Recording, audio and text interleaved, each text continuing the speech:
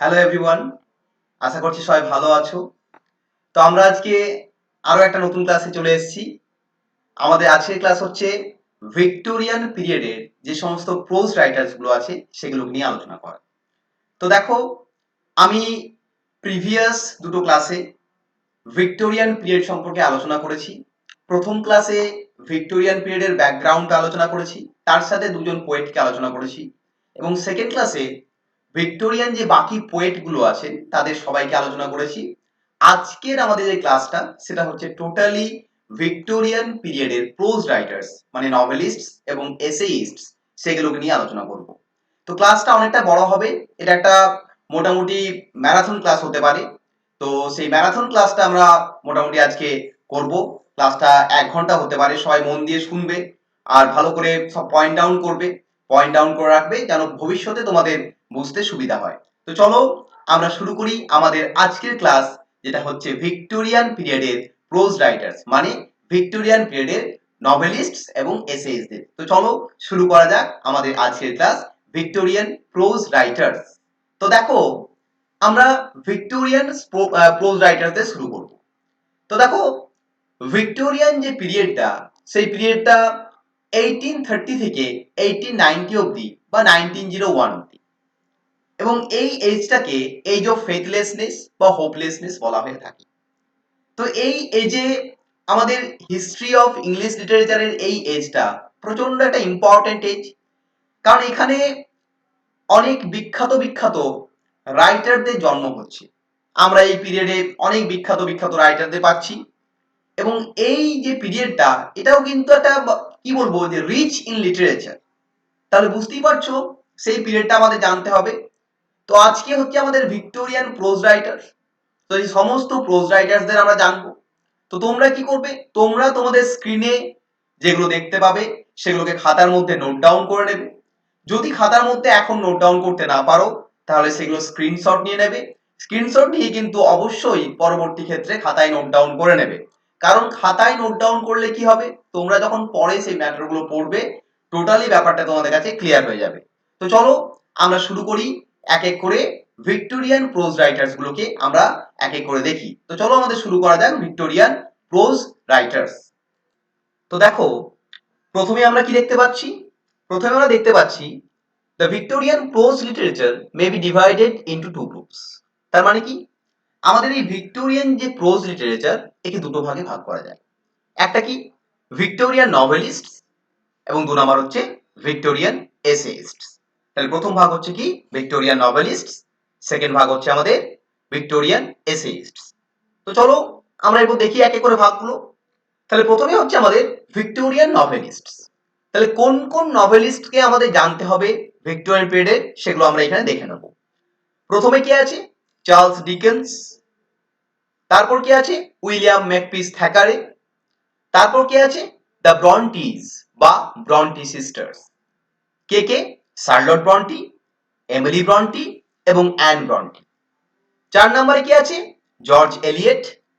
5 নম্বরে জর্জ মেরেদিথ। 6 নম্বরে বেঞ্জামিন ডিসরায়েলি। 7 নম্বরে চার্লস কিংসলে। 8 নম্বরে রবার্ট লুইস স্টিভেনসন। আর 9 নম্বরে হচ্ছে মিসেস এলিজাবেথ গ্যাস্টো। তাহলে আমাদের এই 9টা বেসিক্যালি এই সমস্ত যে নামগুলো জানলাম এই রাইটার গুলোকে আমাদের জানতে হবে, এরা হচ্ছে ভিক্টোরিয়ান নভেলিস্ট, সবাই বিখ্যাত। তো আমরা এক এক করে সবাইকে জানবো। তো চলো আমরা শুরু করি এক এক করে ডিটেলসে সবার সম্পর্কে জানা। তো প্রথমেই যাকে জানবো তার নাম হচ্ছে চার্লস ডিকেন্স। ওনার পুরো নাম কি, ওনার পুরো নাম হচ্ছে চার্লস জন হফম ডিকেন্স। জন্ম কখন, 1812, মৃত্যু কখন, 1870। তা দেখো ডিকেন্স একটা বিখ্যাত ফিগার। ডিকেন্স আমাদের কি বিখ্যাত ফিগার, আমাদের এই হিস্টোরিক্যাল যে পিরিয়ড ভিক্টোরিয়ান পিরিয়ড, এই ভিক্টোরিয়ান পিরিয়ডের একজন বিখ্যাত ফিগার হচ্ছে আমাদেরকে ডিকেন্স, যার জন্ম হচ্ছে 1812, মৃত্যু হচ্ছে 1870। তো চলো তার রাইটিং গুলো এক এক করে দেখি, তার ইম্পর্টেন্ট রাইটিং গুলো কি। তাহলে প্রথম দেখো, sketches by Boz illustrative of everyday life and everyday people, commonly known as Sketches by Bose, is a collection of short pieces originally published in various newspapers and other periodicals between 1833 and 1836. they were reissued in book form under their current title in 1836. তাহলে প্রথম ডিকেন্সের যে writing যেটা important সেটা হচ্ছে sketches by Bose. এটা কি? এটা basically কিছু শর্ট পিসেস, এটা কোনো নভেল নয়, এটা মানে আমরা এসে বলতে পারি, এটা কালেকশন অফ এসেস বলতে পারি। তো সেটা বেসিক্যালি প্রথমে পাবলিশড হচ্ছে কি পিরিয়ডিক্যাল ওয়েতে, মানে নিউজ পেপারে, বিভিন্ন ম্যাগাজিনে প্রত্যেক সপ্তাহে এবং প্রত্যেক মাসে পাবলিশড হচ্ছে পিরিয়ডিক্যালি। প্রথমে পাবলিশড হচ্ছে কত সাল থেকে কত সাল? 1833 থেকে 1836। এবং পরবর্তী ক্ষেত্রে এটা বুক ফর্মে পাবলিশড হচ্ছে কখন? 1836 এ। 1836 এ বুক ফর্মে পাবলিশড হচ্ছে। এটা পুরো টাইটেল হচ্ছে কি sketches by Boz illustrative of everyday life and everyday people.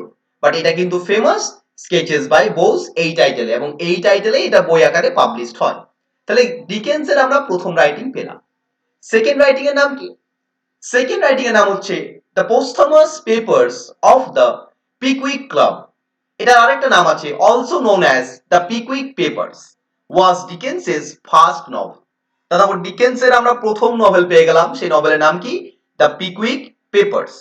It was serialised March 1836 থেকে নভেম্বর 1837। তাহলে এটা সিরিয়ালাইজড হয়েছিল কখন? মার্চ 1836 থেকে নভেম্বর 1837, এবং এটা বুক ফরম্যাটে পাবলিশড হচ্ছে কখন? 1837 এ। তাহলে আমরা সেকেন্ড রাইটিং মানে সেকেন্ড রাইটিং কিন্তু ফার্স্ট যে নভেল, সেই নভেলটার নাম আমরা পেয়ে গেলাম দ্য পিকউইক পেপার। আর স্কেচেস বাই বোস ওটা কিন্তু নভেল নয়, ওটা এসেস, কালেকশন অফ এসেস। তো প্রথম দুটো আমরা রাইটিং পেয়ে গেলাম। আমরা থার্ড ইম্পর্টেন্ট রাইটিং এ চলে যাই। থার্ড কি পাচ্ছি দেখো আমরা? Oliver twist.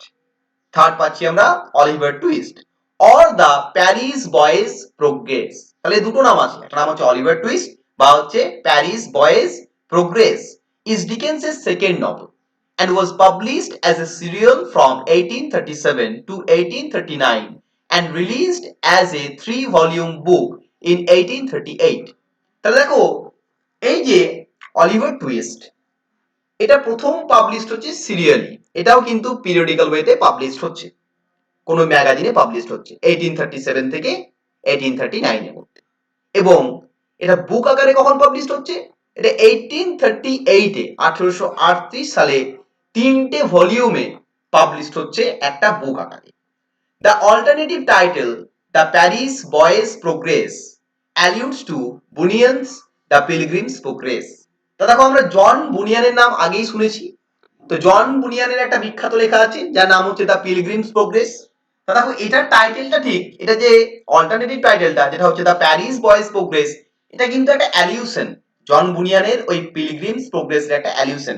এটা কোশ্চেন আসতেই পারে যে আমাদের ডিকেন্সের দ্য প্যারিস বয়েজেস প্রোগ্রেস এই যে টাইটেলটা, এটা কোন নভেলের একটা বা কোন রাইটিং এর একটা অ্যালিউশন? তাহলে আমরা তখন বলবো কি বুনিয়ানের লেখা দ্য পিলগ্রিমস প্রোগ্রেস অ্যালিউশন। তা 3 নাম্বার পেয়ে গেলাম। 4 নাম্বারে কি দেখছি আমরা? 4 নাম্বার দেখছি Barnaby Rudge a tale of the riots of 80, commonly known as Barnaby Rudge, is a historical novel. It is his fifth novel. Barnaby Rudge is largely set during the golden years of 1780. তাহলে next আমরা যে নভেলটা পাচ্ছি, next important যে নভেলটা পাচ্ছি তার নাম হচ্ছে Bernabéu reuse. এটা বেসিক্যালি একটা হিস্টোরিক্যাল নভেল এবং এটা হচ্ছে ডিকেন্সের লেখা 5 নাম্বার নভেল। এর যে গল্পটা, এর টোটাল যে গল্পটা, এর টোটাল গল্পটা সেটিং হয়েছে কোথায়? এর টোটাল গল্পটা হয়েছে গর্ডনের যে একটা রাইট হয়েছিল, একটা দাঙ্গা হয়েছিল, সেই দাঙ্গার ওপর বেস করে টোটাল গল্পটা সেট করা হয়েছে। এই কারণে এটা হচ্ছে টোটালি একটা কি আমাদের হিস্ট্রিক্যাল নভেল। এবং এই বার্নাবি রিউজ এটা পাবলিশড হচ্ছে কখন? পাবলিকেশন ডেটটা হচ্ছে 1841, 1841 সালে এটা পাবলিশড হচ্ছে। তা দেখো আমরা বার্নাবি রিউজকে পেয়ে গেলাম। আমরা চলো নেক্সট রাইটিং এ চলে যাই। নেক্সট রাইটিং এর নাম কি দেখি? David Copperfield. বিখ্যাত আমাদের ডিকেন্সের বিখ্যাত একটা লেখা ডেভিড কপারফিল্ড, এটাকে বলা হয় তার অটোবায়োগ্রাফি। দেখো কি বলছে, দেখো David Copperfield is the 8th novel by Charles Dickens. The novel's full title is The Personal History, Adventures, Experience and Observation of David Copperfield, the younger of Blunderstone Rookery. তা দেখো পুরো টাইটেলটা অনেক বড়, এটা হচ্ছে ফুল টাইটেল। এটা হচ্ছে 8 নম্বর নভেল কার, ডিকেন্সের। It was first publish as a serial in 1849 to 1850। তাহলে প্রথম কিন্তু পাবলিশড হয় সিরিয়ালে, মানে সিরিয়াল ওয়াইজ কোন ম্যাগাজিনে পাবলিশড হয় 1849 থেকে 50 সালের মধ্যে। And as a book form in 1850।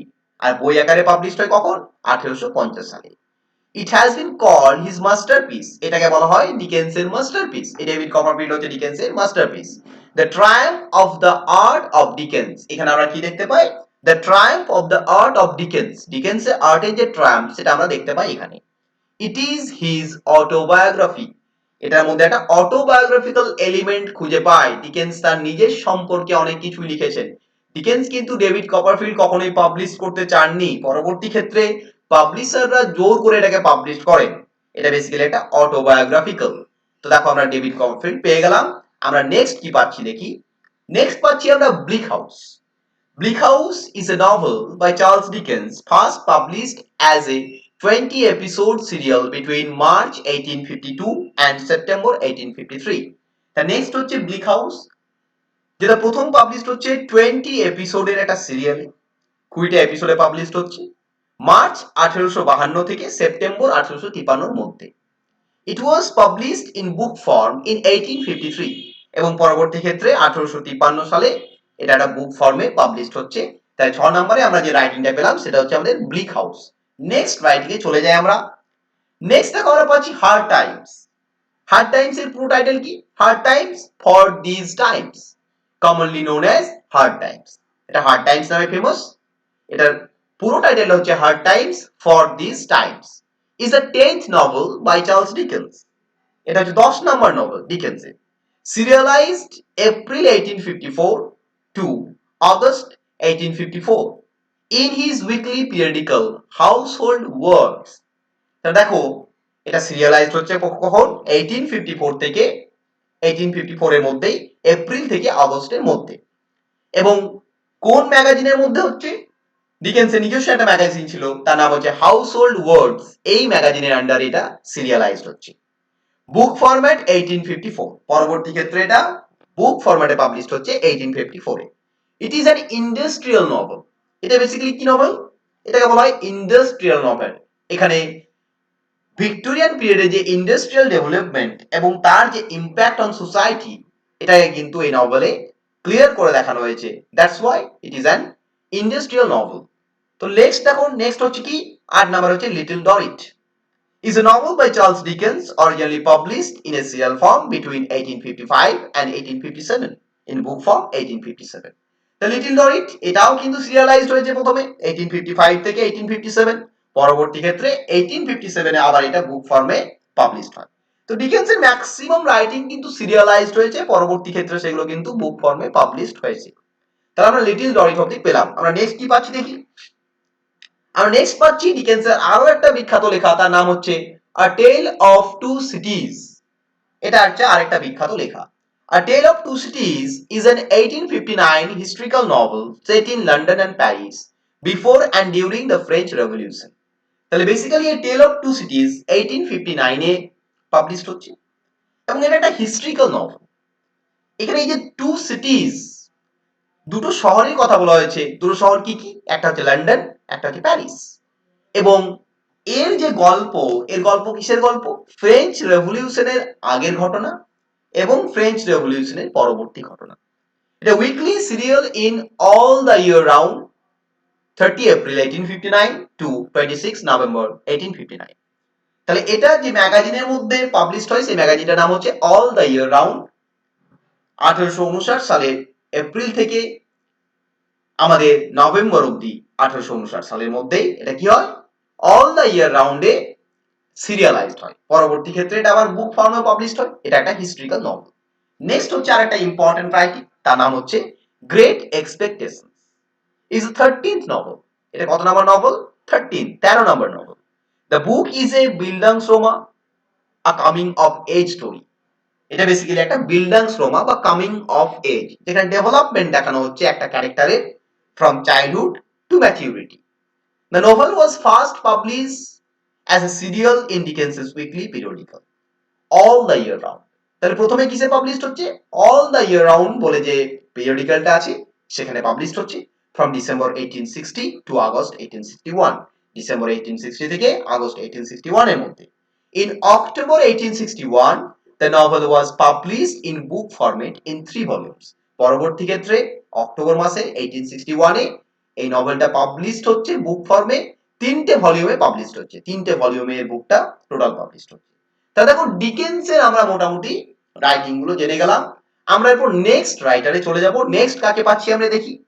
Next আমরা পাচ্ছি উইলিয়াম ম্যাকপিস থ্যাকার। থ্যাকারের জন্ম কখন? 1811, মৃত্যু হচ্ছে 1836। Thackeray was born in Kolkata বা Calcutta. He is known for his satirical works. থ্যাকারের জন্ম কোথায়? আমাদের কলকাতাতে বা ক্যালকাটাতে।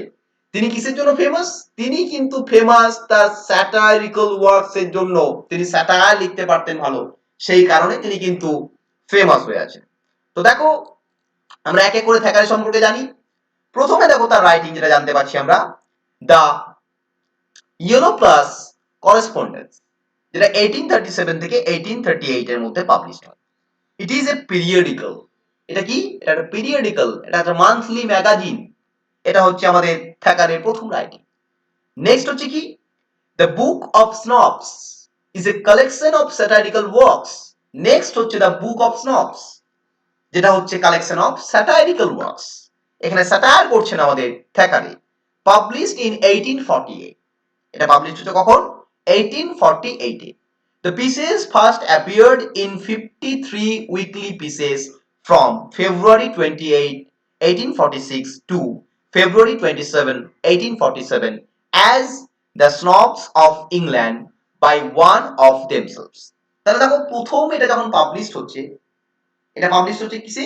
উইকলি। 53 উইকলি পিসেস, মানে 53টা পিসে পাবলিশড হচ্ছে, 53টা এসেতে পাবলিশড হচ্ছে আমাদের এই দ্য বুক অফ স্নবস 1846 থেকে 1847 এর মধ্যে। তখন টাইটেল কি ছিল এটা? The snobs of England by one of themselves. এই টাইটেলে পাবলিশড হচ্ছে আমাদের ওই উইকলি হয়ে, মানে প্রত্যেক সপ্তাহে। In the satirical magazine punch, এবং যে ম্যাগাজিনটার আন্ডারে পাবলিশড হচ্ছে সেই ম্যাগাজিনটাও একটা স্যাটারিক্যাল ম্যাগাজিন, সেই ম্যাগাজিনটার নাম হচ্ছে কি? পাঞ্চ। তাহলে আমরা দ্য বুক অফ স্নবস সেটা পেয়ে গেলাম। সেটা বুক ফর্মে পাবলিশড হচ্ছে কখন? 1848 এ, বাট প্রথমে পাবলিশড হয়েছে উইকলি পিসেসে। The snobs of England by one of themselves এই নামে একটা ম্যাগাজিনে, সেই ম্যাগাজিনের নাম হচ্ছে পাঞ্চ। এবং এখানে 53 টোটাল খণ্ড আছে, 53টা এসে আছে, এটা বেসিক্যালি একটা এসে। তাহলে থ্যাকারে আমরা 2 নম্বর রাইটিং পেলাম। চলো নেক্সট দেখি থ্যাকারে কি পাচ্ছি আমরা। নেক্সট দেখতে পাচ্ছি দেখো ভ্যানিটি ফেয়ার। নেক্সট আমরা কি দেখতে পাচ্ছি? ভ্যানিটি ফেয়ার দেখতে পাচ্ছি। তাহলে it is a novel, satirical novel. কেমন নভেল? একটা satirical novel. It was first published as a 19 volume monthly serial from 1847 to 1848 carrying the subtitle Pen and Pencil Sketches of English Society। তা দেখো Vanity Fair এটা একটা satirical novel, এটা খুব important, এটা প্রচন্ড ইম্পর্টেন্ট। এটা প্রথম পাবলিশ হচ্ছে কখন? এটা পাবলিশ হচ্ছে সিরিয়ালি 19টা ভলিউমে, 19টা মান্থলি ভলিউমে 1847 থেকে 1848 এর মধ্যে। যখন এটা সিরিয়ালি পাবলিশড হয় মান্থলি ভলিউমে, তখন এর একটা সাবটাইটেল ছিল। এই সাবটাইটেল কি ছিল? Pen and pencil sketches of English society. It was published as a single volume in 1848 with the subtitle A Novel Without a Hero। আবার পরবর্তী ক্ষেত্রে যখন এটা 1848 এ পাবলিশড হয় তখন কিন্তু, মানে বুক ফর্মে যখন পাবলিশড হয় তখন কিন্তু এর সাবটাইটেলটা আবার চেঞ্জ হয়ে যায়। এর সাবটাইটেল কি হয়ে যায়? A novel without a hero. তাহলে দেখো ভ্যানিটি ফেয়ার এটা প্রথমে কিন্তু উইকলি পাবলিশড হচ্ছে, মান্থলি পাবলিশড হচ্ছে 1847 থেকে 1848, সিরিয়ালাইজড হচ্ছে। তখন সাবটাইটেল ছিল pen and pencil sketches of English society. আবার এটা যখন বুক ফর্মে পাবলিশড হচ্ছে 1848 এ, তখন কিন্তু এর সাবটাইটেল চেঞ্জ হয়ে যাচ্ছে কি? আ novel without a hero.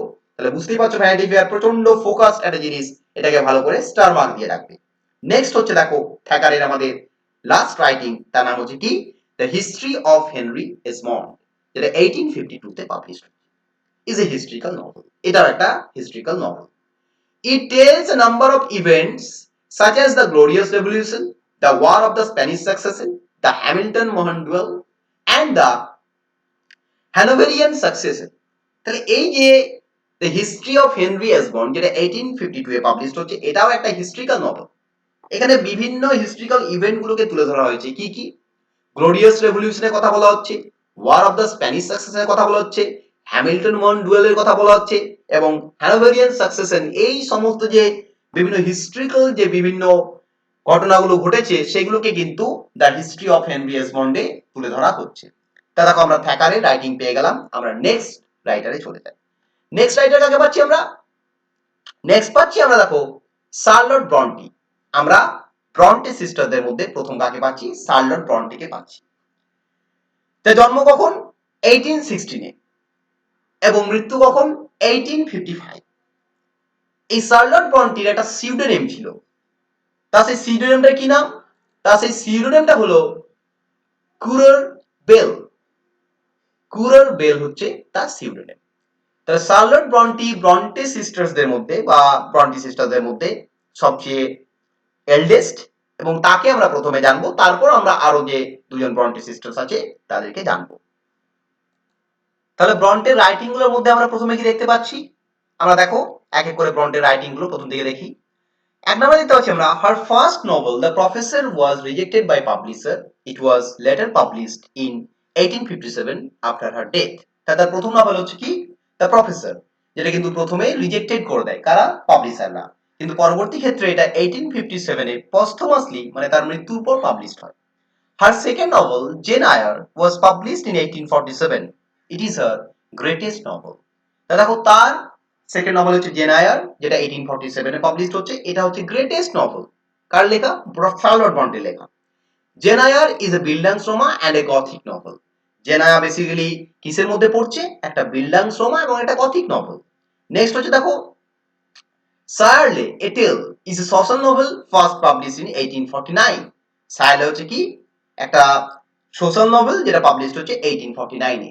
Next কি দেখতে পাচ্ছি? ভিলেট is an 1853 autobiographical novel by Charlotte Bronte. তাহলে শার্লট ব্রন্টির অটোবায়োগ্রাফিক্যাল নভেলের নাম কি? ভিলেট। তাহলে ভিলেট হচ্ছে তার অটোবায়োগ্রাফিক্যাল নভেল। তাহলে শার্লট ব্রন্টির আমরা চারটে রাইটিং কি জেনে গেলাম। আমরা নেক্সট দেখি। নেক্সট আমরা পাচ্ছি তার নাম হচ্ছে এমিলি ব্রন্টি বা এমিলি জেন ব্রন্টি। তার জন্ম হচ্ছে কখন? 1818 এবং মৃত্যু হচ্ছে 1848। She published under the pen name Ellis Bell. তারও একটা পেন নেম বা সিউডোনেম ছিল। তার পেন নেম বা সিউডোনেমের কি নাম? Ellis Bell. তিনি তার ম্যাক্সিমাম রাইটিং এই এলিস বেল নামেই পাবলিশ করেছেন। তো দেখো তার আমরা তিনটি ইম্পর্টেন্ট রাইটিং কি জেনে নিই। কি কি? প্রথমে আমরা তার সম্বন্ধে কি জানবো? প্রথমে জানবো আমরা C was an English novelist and poet. তিনি হচ্ছেন একজন ইংলিশ নভেলিস্ট এবং পোয়েট। তার সম্বন্ধে আমরা তিনটে যে পয়েন্ট জানবো। প্রথম পয়েন্ট হচ্ছে কি? C was an English novelist and poet. Second কি? The only poems by Emily Bronte that were published in her lifetime were included in a slim volume by Bronte and her sisters Charlotte and Anne titled Poems by Currer, Ellis and Acton Bell 1846. তাহলে তিন বোনই কবিতা লিখেছে। আমাদের তিন বোনই কবিতা লিখেছে। আমাদের Charlotte বলো, Emily বলো এবং অ্যান ব্রন্টি বলো, তিনজনই কবিতা লিখেছে এবং তাদের যে কবিতার কালেকশন, সেই কালেকশনটা তারা পাবলিশ করে 1846 এ এবং নাম হচ্ছে কি? Poems by Currer, Ellis and Acton Bell. এই কালেকশনের মধ্যে তারা পাবলিশ করে। নেক্সট হচ্ছে কি? দেখো আমাদের এমিলি ব্রন্টি সে একটাই নভেল লিখেছে। একটা নভেলের জন্যই কিন্তু সে ফেমাস হয়ে আছে। একটা ক্লাসিক নভেল লিখেছে। তো দেখো সেটা আমরা জানছি এরপর। উদরিং হেইটস, তার নাম হচ্ছে কি? উদরিং হেইটস is the only novel by Emily Bronte published in 1847 under her pseudonym Alice Bell. তাহলে 1847 এ উদরিং হেইটস পাবলিশড হচ্ছে। এটা হচ্ছে একমাত্র নভেল আমরা যেটা এমিলি ব্রন্টির কাছ থেকে পেয়ে থাকি এবং তিনি পাবলিশ করেন তার সিউডোনেমে এলিস বেল নামে। It was written between October 1845 and June 1846. এটা লেখা হয়েছিল কখন? অক্টোবর 1845 এবং জুন 1846 এর মধ্যে। It is now a classic of English literature. এটা হচ্ছে কি? ইংলিশ লিটারেচারের একটা classic. It is a Victorian Gothic novel. এটা বেসিক্যালি একটা Victorian Gothic novel. Gothic romance বলতে পারি। এখানে আমরা একটা রিভেঞ্জ স্টোরিও বলতে পারি। এখানে আমরা একটা রোমান্সও বলতে পারি। প্যাশনেট লাভ স্টোরিও বলতে পারি আমাদের এই উদরিং হেইটসকে। এটা মোস্ট ফেমাস। এটা সবারই একবার করে পড়া উচিত।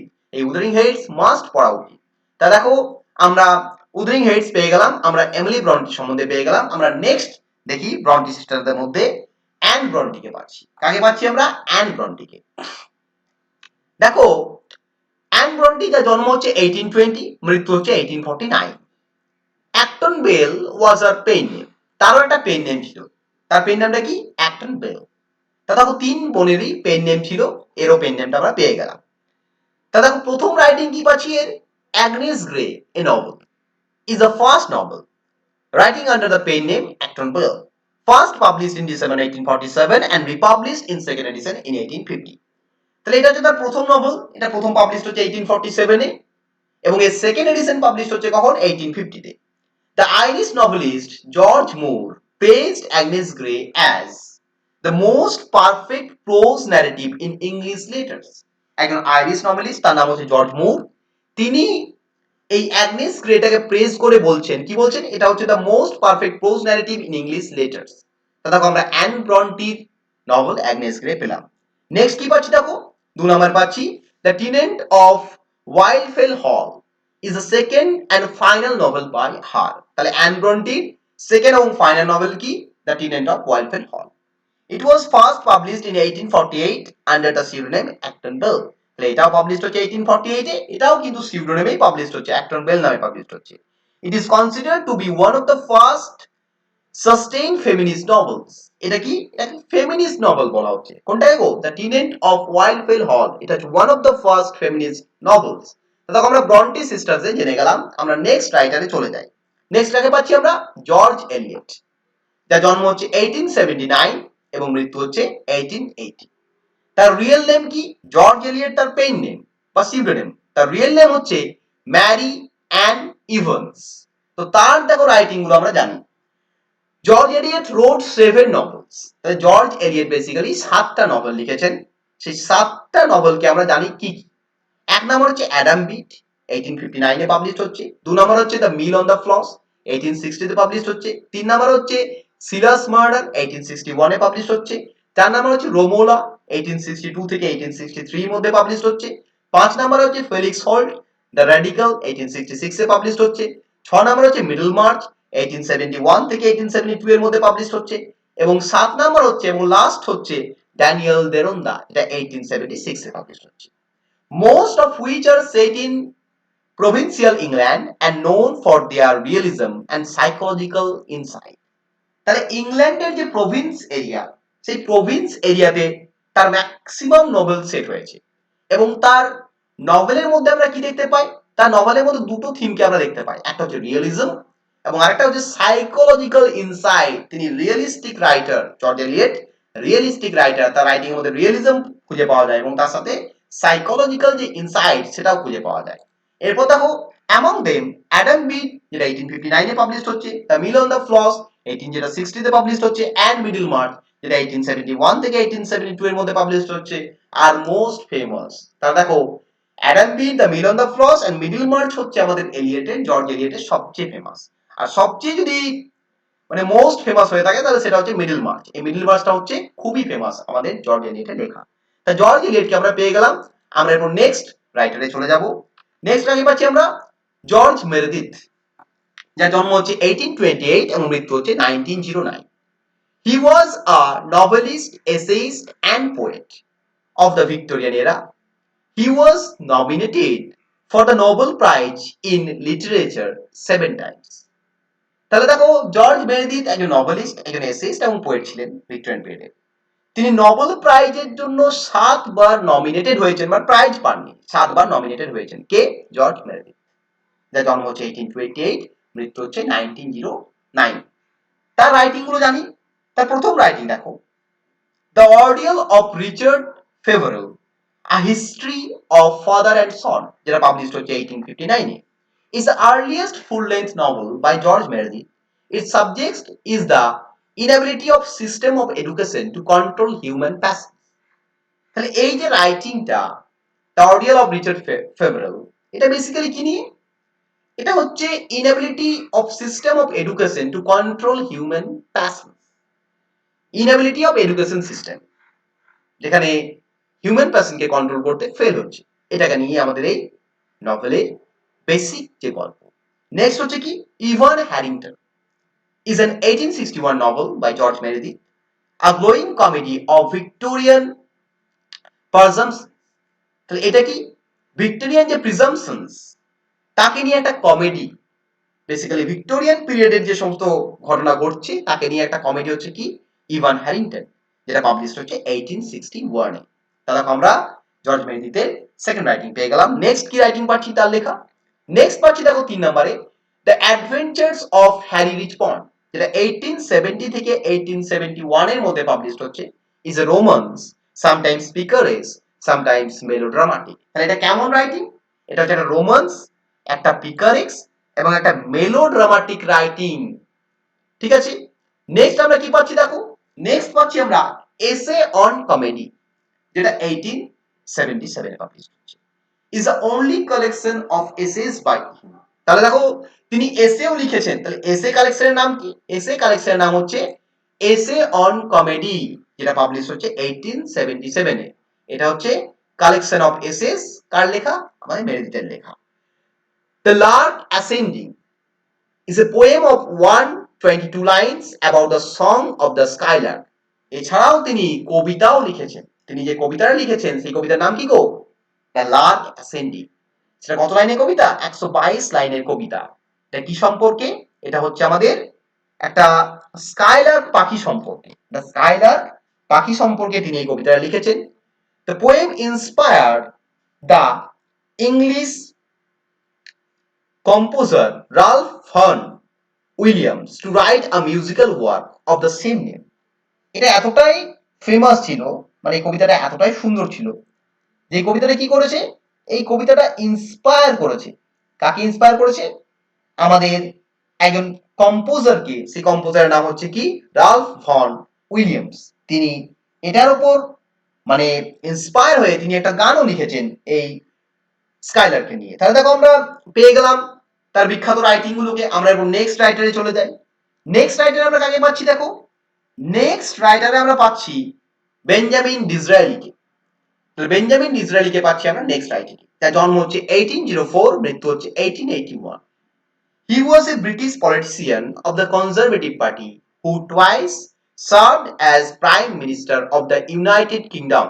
দেখো বেঞ্জামিন ডিসরায়েলি কেন ফেমাস বুঝতেই পারছো, তিনি একজন বিখ্যাত ব্রিটিশ পলিটিশিয়ান ছিলেন প্লাস রাইটার ছিলেন। তিনি কনজারভেটিভ পার্টি বলে ইংল্যান্ডে যে পার্টি আছে, সেই কনজারভেটিভ পার্টি এবং রিপাবলিক পার্টি দুটো পার্টি আছে, তো কনজারভেটিভ পার্টির তিনি একজন পলিটিশিয়ান ছিলেন এবং তিনি ইংল্যান্ডের প্রাইম মিনিস্টার ছিলেন দুবারের জন্য। কে? আমাদের বেঞ্জামিন ডিসরায়েলি। 1804 থেকে 1881 তার জন্ম মৃত্যু। তো দেখো তার একটা রাইটিংকে আমরা জানবো, একটাই ইম্পর্টেন্ট রাইটিংকে জানবো যেটা খুবই ইম্পর্টেন্ট, যেটার জন্য তিনি রাইটার হিসেবে পরিচিত। সেটা হচ্ছে কি Vivian Grey is Benjamin Disraeli's first novel published in 1826। তার প্রথম নভেল যার নাম হচ্ছে ভিভিয়ান গ্রে, যেটা 1826 এ পাবলিশ হচ্ছে। Originally published anonymously ostensibly by a so-called man of fashion।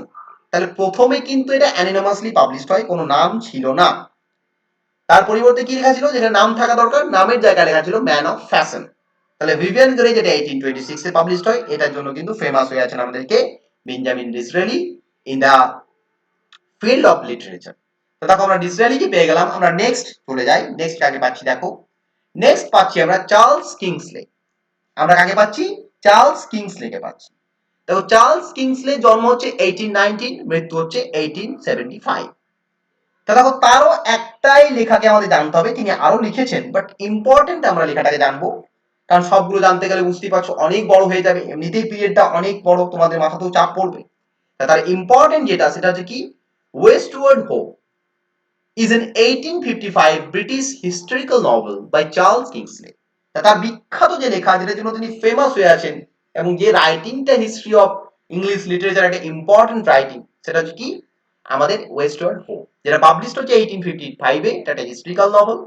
The novel was based on the good old days of queen Elizabeth. এটা কিসের history বলছে, কিসের গল্প বলছে? কুইন এলিজাবেথের সময়কালের যে গল্প, সেই গল্পটাকে বেসিক্যালি ডিল করছে আমাদের এই ওয়েস্টওয়ার্ড হো এই নভেলটি। তো দেখো আমরা চার্লস কিংসলেকে জানলাম, চার্লস কিংসলেকে আমাদের জানা হলো। চার্লস কিংসলের পর আমরা কাকে জানবো?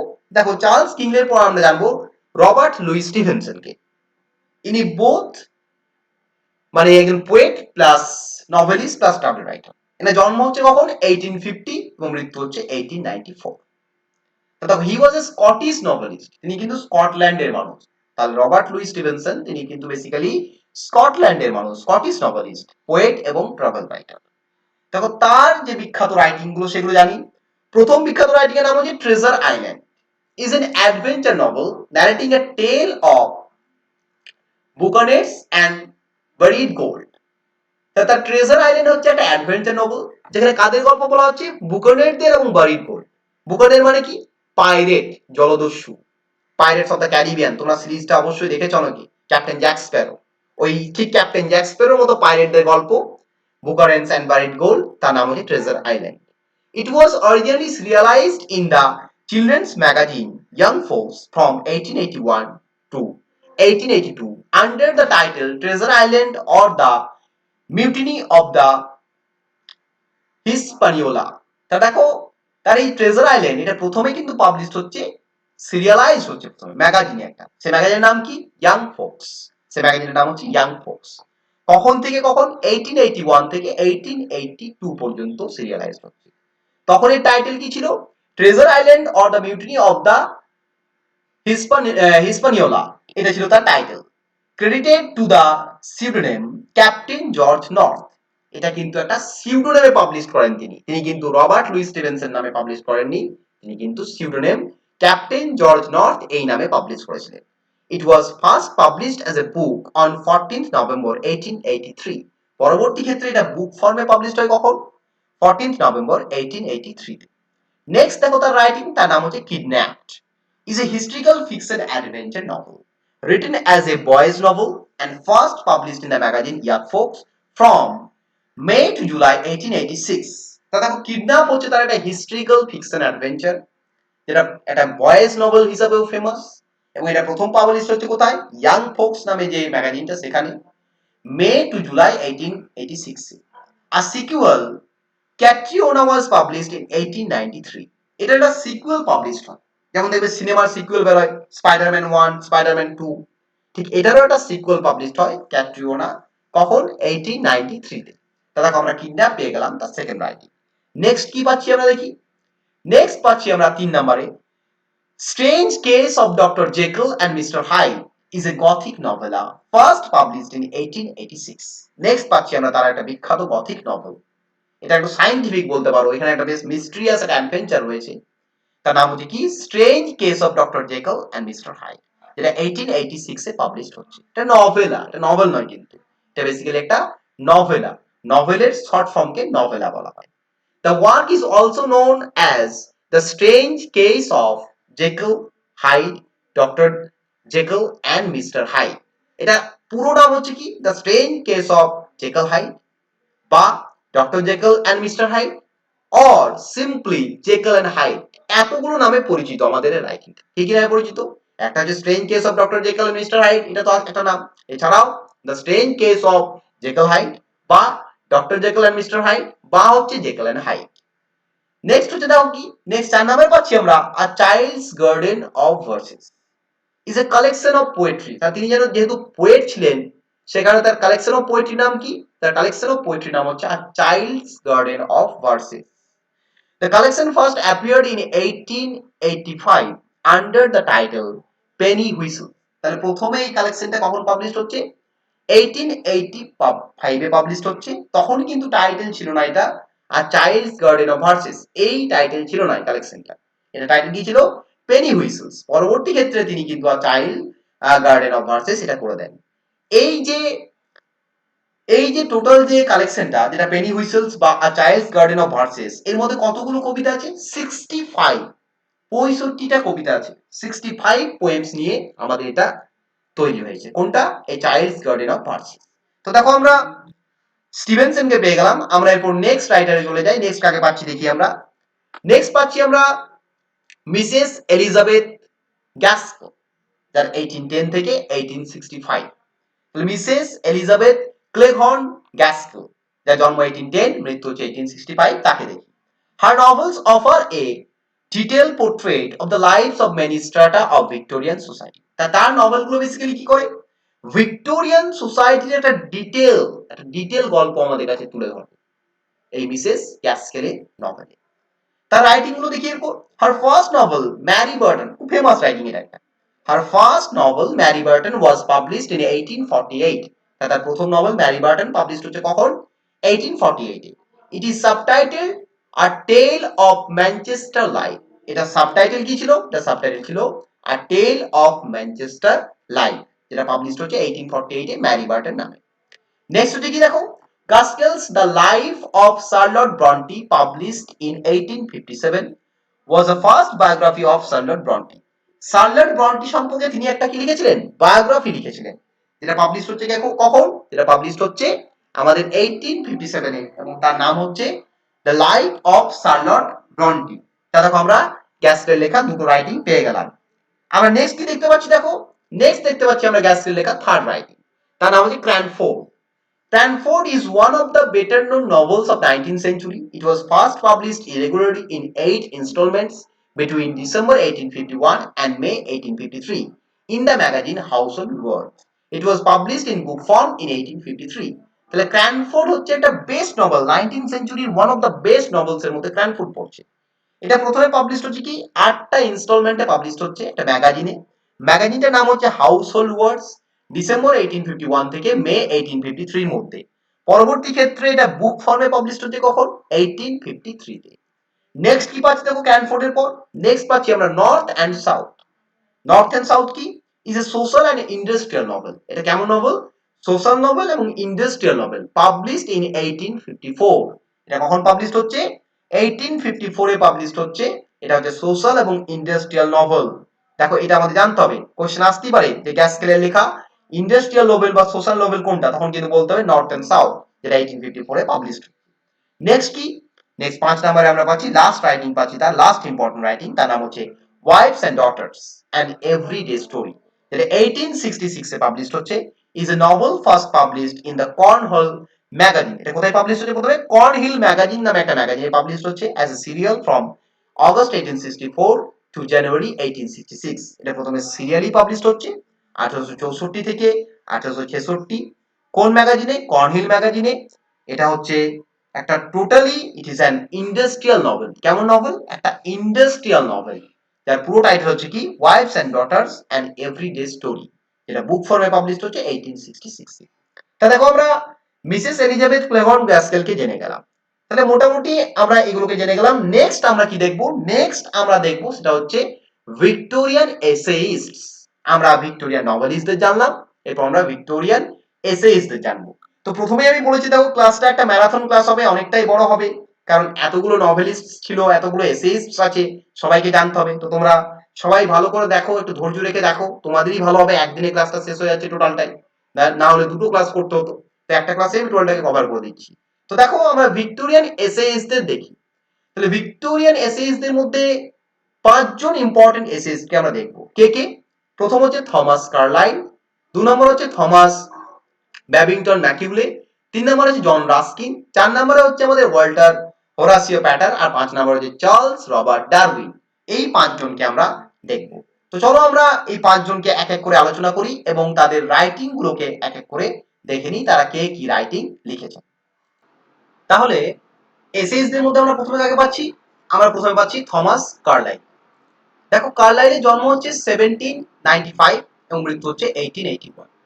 He was a British historian, satirical writer, essayist, translator, philosopher, mathematician এবং টিচার। তিনি এতগুলো মানে দিকে তিনি তার যে ক্যারিয়ার সেটাকে এস্টাবলিশ করেছিলেন। তো দেখো তার রাইটিং গুলো আমরা জানি। তার প্রথম রাইটিং, তার নাম হচ্ছে সার্টার রিসার্টাস, যার মানে হচ্ছে দ্য টেলর রিটেলর। এটা অনেক সময় কিন্তু এর মানেটা দেয়। এই সার্টার রিসার্টাস এর মিনিং কি? The tailor retailored is an 1836 novel by Thomas Carlyle, first published as a serial in Fraser's Magazine. তাহলে এটা কিন্তু একটা নভেল। তিনি এসেইস্ট হতে পারেন, কিন্তু তিনি একটা নভেল লিখেছেন। নভেলটা হচ্ছে সার্টার রিসার্টাস, যেটা পাবলিশ হচ্ছে কোথায়? একটা ম্যাগাজিনে পাবলিশ হচ্ছে সিরিয়ালি। সেই ম্যাগাজিনের নাম হচ্ছে Fraser's magazine. In November 1833 to August 1834। তাহলে নভেম্বর 1833 থেকে আগস্ট 1834 এর মধ্যে পাবলিশ হচ্ছে। ইট is A it is A notable philosophical novel. এটা বেসিক্যালি কি, এটা একটা ফিলোসফিক্যাল নভেল। এই সার্টার রিসার্টার্স এটা একটা হচ্ছে ফিলোসফিক্যাল নভেল। কার লেখা? থমাস কার্লাইলের লেখা। নেক্সট আমরা কি পাচ্ছি দেখো, নেক্সট পাচ্ছি his 1837 history of the French Revolution was the inspiration for Charles Dickens's 1859 novel A Tale of Two Cities and remains popular today. Next হচ্ছে তার একটা এসে, সেই এসের নাম হচ্ছে 1837 এ পাবলিশড হচ্ছে, সেটার নাম হচ্ছে দ্য ফ্রেঞ্চ রেভলিউশন। এটা বেসিক্যালি একটা হিস্ট্রিক্যাল এসে এবং এটা পাবলিশড হচ্ছে 1837 এ। এবং এই যে রাইটিংটা দ্য ফ্রেঞ্চ রেভলিউশন, এটা কিন্তু ইন্সপায়ার করেছিল কাকে? Charles Dickens. চার্লস ডিকেন্স তার যে এ টেল অফ টু সিটিজ লিখছেন, যেটা 1859 এ পাবলিশড হয়, এটা কিন্তু ইন্সপায়ার হয়ে লিখছেন। কোত্থেকে ইন্সপায়ার হয়ে? থমাস কার্লাইলের দ্য ফ্রেঞ্চ রেভলিউশন থেকে ইন্সপায়ার হয়ে লিখছেন। দেখো দুটো আমরা পেয়ে গেলাম। আমরা নেক্সট দেখি। নেক্সট আমরা পাচ্ছি দেখো 3 নম্বরে, in his book on heroes, hero warship and the heroic in history, যেটা 1841 এ পাবলিশড হচ্ছে। He argued that the actions of the great man play a key role in history, claiming that the history of the world is but the biography of great men. তাহলে তার 1841 এ তিনি একটা বই publish করছেন। Basically এটাও একটা collection of essays বলতে পারি আমরা, on heroes, hero warship and the heroic in history. এখানে বেসিক্যালি তিনি কি বলছেন, যে ইতিহাস হচ্ছে গ্রেট ম্যানদের গল্প, মহান মহান মানুষদের গল্প। The history of the world is but the biography of great man. মানে ওয়ার্ল্ডের যে হিস্ট্রি সেটা আর কিছুই না, সেটা হচ্ছে মহান মানুষদের জীবনী নিয়ে তৈরি হচ্ছে আমাদের হিস্ট্রি। এটা তিনি বলছেন কোথায়? On heroes, hero warship and the heroic in history, এটার মধ্যে। নেক্সট 4 নাম্বার হচ্ছে তার আরেকটা ইম্পর্টেন্ট রাইটিং, সেটা হচ্ছে কি? Past and present.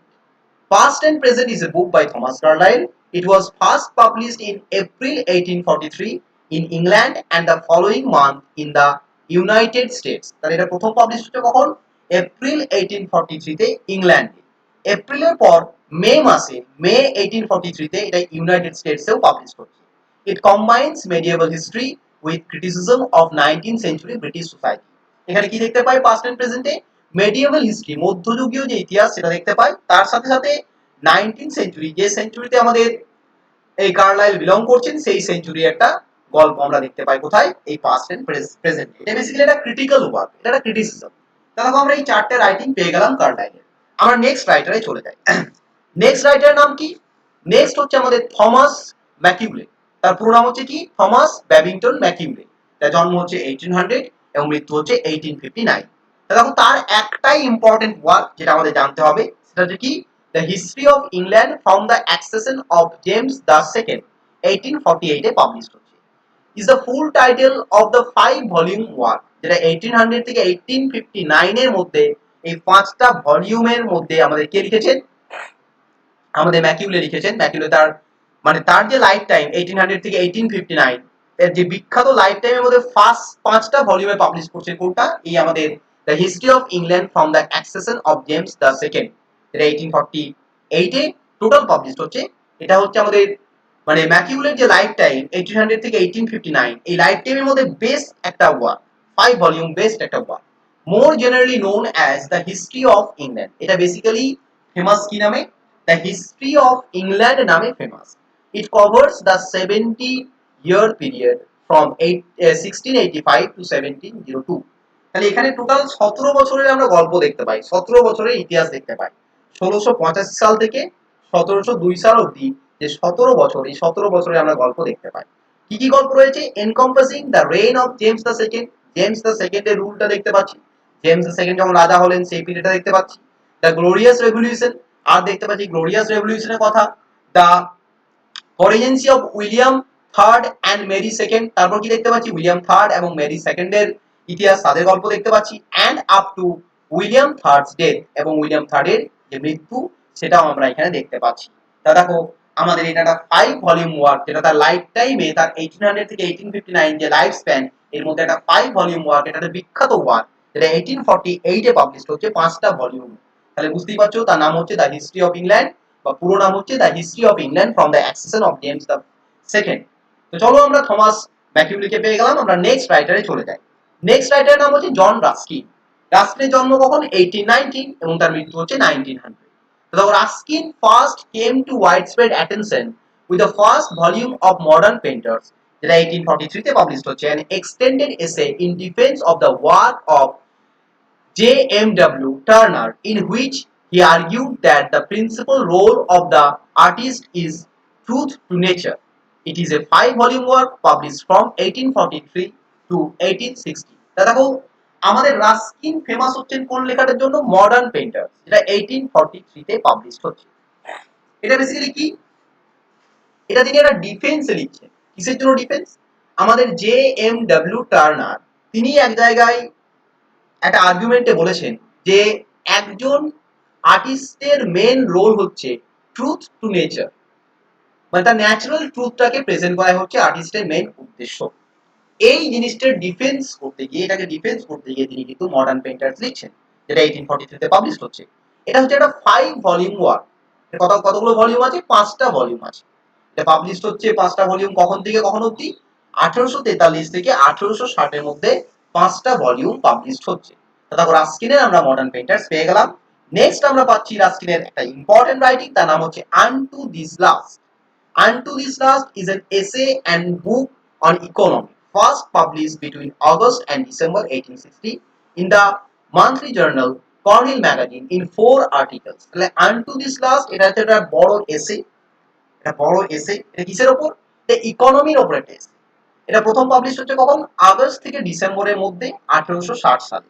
এটা একটা মান্থলি জার্নালে পাবলিশ হচ্ছে, এটা একটা ম্যাগাজিনে পাবলিশ হচ্ছে। যে ম্যাগাজিনে পাবলিশ হচ্ছে তার নাম হচ্ছে কর্নহিল ম্যাগাজিন।